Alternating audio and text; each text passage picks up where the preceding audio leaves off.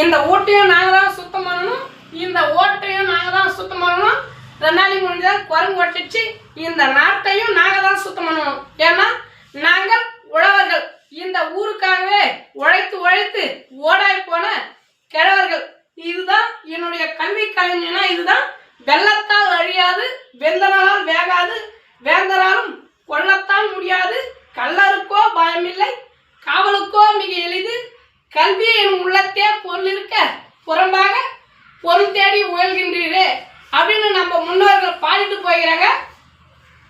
ஆயுதமும் காகிதமும் பூஜைக்கல்ல புரட்சிக்குன்னு நம்ம மகாகவி பாரதியார் பாடுகிறாரு.